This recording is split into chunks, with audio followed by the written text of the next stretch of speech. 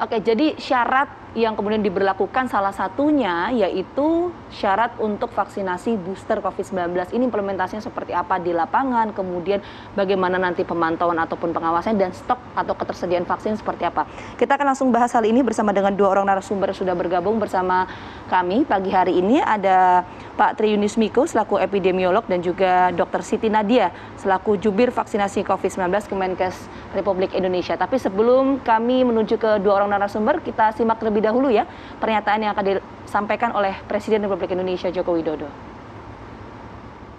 Situasi pandemi yang membaik juga membawa optimisme menjelang datangnya bulan suci Ramadan. Tahun ini umat muslim dapat kembali menjalankan ibadah sholat taraweh berjamaah di masjid dengan tetap menerapkan protokol kesehatan.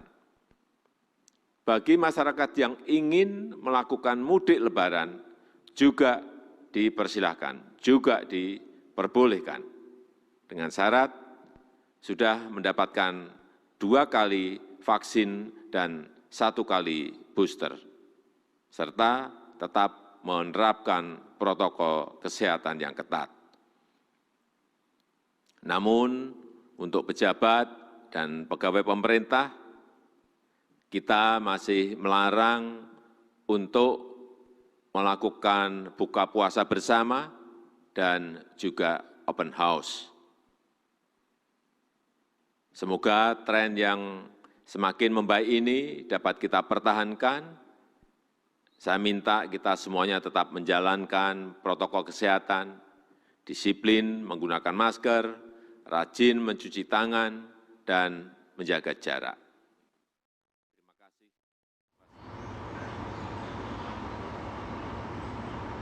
Oke, sebelum saya ke dua orang narasumber, kita juga ingin mengingatkan pada Anda pemirsa untuk berpartisipasi. Nanti kita akan buka sesi ngobrol langsung ya bersama dengan Anda pemirsa. Nanti kita akan, sudah ada ya di layar kaca telepon interaktifnya 021 2253 5378. Jadi kita tunggu nanti partisipasi Anda. Saya mau ke Dr. Siti Nadia terlebih dahulu. Jadi Dr. Nadia, ini implementasi detail aturannya seperti apa sih kalau memang booster vaksin COVID-19 ini dijadikan syarat untuk warga dibolehkan untuk mudik? Iya, jadi sebenarnya warga tetap boleh mudik ya, karena kalau kita lihat Pak Sita bahwa tren penanganan laju penularan ini cukup baik. Tetapi tentunya kalau sudah vaksinasi booster, maka tidak diperlukan lagi pemeriksaan tes, baik itu antigen maupun PCR. Tetapi kalau belum lengkap, itu harus wajib melakukan pemeriksaan PCR. Ya.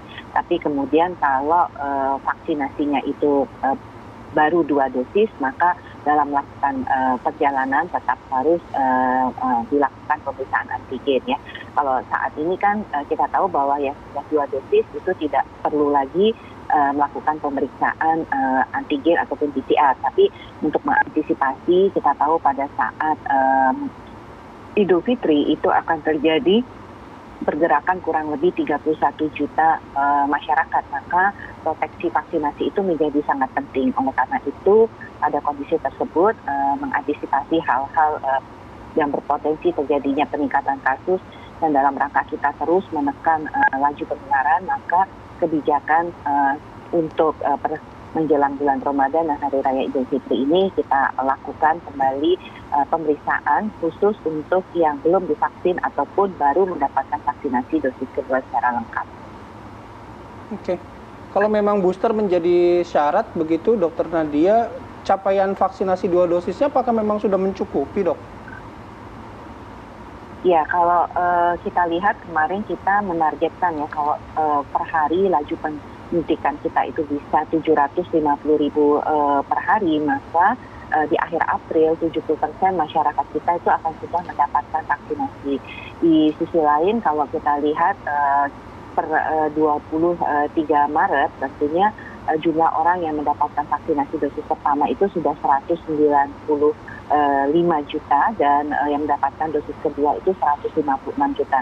Nah, dosis ketiganya 18,1 juta. Kalau kita lihat penambahan tren dosis ketiga ini kurang lebih antara 800 sampai dengan 1,2 juta per hari. Oke, Oke, saya mau ke artinya kalau misalnya pun sampai nanti akhir April begitu, yang di booster dengan trennya saat ini sudah tercapai berapa? Kalau sekarang masih 18 gitu, Dok.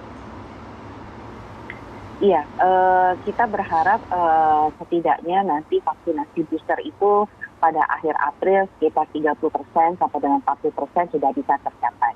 Itu artinya kalau kita melihat kurang lebih ya jumlah masyarakat yang menjalankan mudik lebaran itu juga sudah termasuk di dalam cakupan sekitar 30% sampai dengan 40% vaksinasi booster tadi. Oke, saya mau ke Dr. Miko kalau gitu. Kalau tadi mendengar apa yang disampaikan oleh Dr. Nadia mengenai cakupan vaksinasi saat ini dengan dikeluarkannya aturan atau syarat booster vaksin ini seperti apa kalau dari perspektif Dr. Miko? Jadi kalau dari perspektif saya,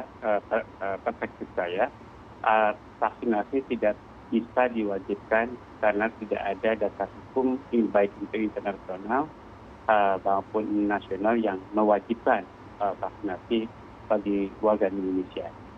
Yang kedua ada peraturan pemerintah dan ada undang-undang karantina yang mungkin bisa mendorong mewajibkan upaya-upaya pencegahan COVID. Kalau itu tidak dilaksanakan itu baru bisa begitu berdasar landasan hukum untuk orang yang tidak melaksanakan upaya pencegahan pencegahan COVID begitu.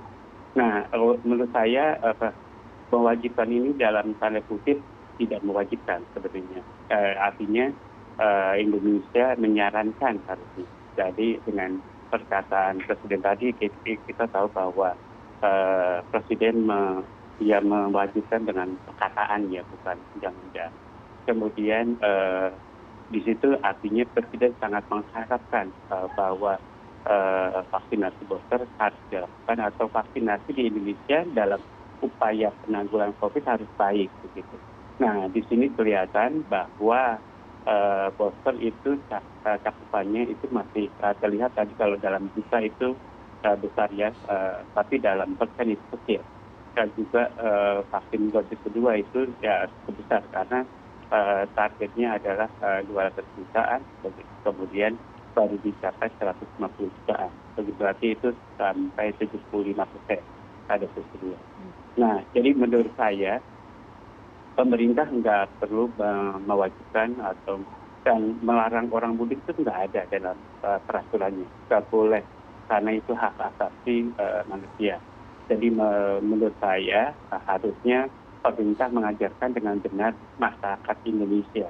Jadi diharapkan ya dengan kata-kata yang jujur lah bahwa diharapkan masyarakat Indonesia semuanya. Jadi semuanya melakukan vaksinasi. Nah, kalau mau itu jujur, maka evaluasi dosis kedua itu harus dievaluasi, kemudian baik itu booster atau dievaluasi. Nah, kalau saya lihat di lapangan itu banyak orang yang tidak mau booster karena beberapa alasan. Satu adalah alasan dia nggak mau agama, kemudian alasan dia resiko tinggi, alasan dia efek samping yang dulunya, bahkan dia bisa berhenti pada dosis kedua, bisa berhenti pada dosis ketiga begitu. Karena dosis pertama, dosis kedua ya diberikan pada vaksin yang berbeda, kemudian efek sampingnya jadi beda-beda begitu. Jadi menurut saya pemerintah harusnya mengevaluasi dengan melakukan survei kecil di beberapa daerah yang cakupannya tinggi, yang cakupannya rendah, dan cakupan sedang. Jadi Indonesia akan mendapatkan informasi yang benar dan mendidik masyarakatnya dengan benar. Gitu, Mbak Dina. Oke, baik. Kita tahan dulu, Dr. Miko, Dr. Nadia. Kami juga ada penelpon dari Pak Firza dari Palembang ya. Selamat pagi, Pak Firza. Selamat pagi.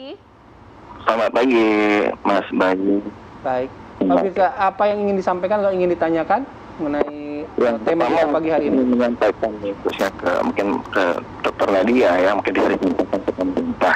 Ini yang pertama sepertinya seperti inkonsisten gitu. Kemarin sebelumnya kita ada wacana sudah diperbolehkan mudik tapi 2 kali vaksin. Tiba-tiba Pak Presiden kemarin bilang kalau bisa gitu ya ada vaksin booster juga. Nah, ini jujur kalau saya sebagai masyarakat gitu yang nanti mau mudik itu sangat merasa ketakutan juga nih. Kenapa takut? Karena jujur saya sudah 2 kali vaksin. Pas mau vaksin ke booster, beberapa minggu yang lalu saya udah mau vaksin booster. Cuma saya ada rasa ketakutan karena teman-teman saya, banyak keluarga saya juga yang udah vaksin booster itu habis itu sakit.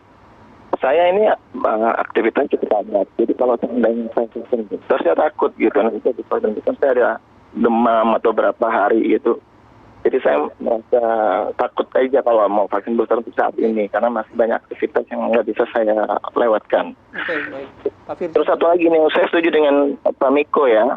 Tadi mengatakan betul harusnya tidak menjadi persyaratan tapi himbauan aja. Jadi saya lagi minta tolong kalau bisa untuk mudik hanya 2 kali vaksin aja. Mungkin tapi tetap terus. Halo, oke baik. Pak Yang bisa Firza membuat sudah saya istirahat dan saya sakit 2-3 hari. baik. Makasih Mas Bayu, itu Baik, aja. sama-sama. Pak Firza, terima kasih. Tadi sudah ada poinnya. Mungkin tadi ada kekhawatiran untuk vaksin booster karena ada beberapa gejala mungkin ya yang didapatkan Pak Firza. Nah, Dr. Miko juga menyampaikan ke Dr. Miko bahwa lebih baik menjadi imbauan saja begitu, bukan kewajiban gitu. Oke, nanti kita tanyakan ya. Bisa kita sampaikan nanti ke Dr. Nadia, ke Dr. Miko, tapi kami harus jeda terlebih dahulu. Dr. Nadia, Dr. Miko, sesaat lagi kami kembali.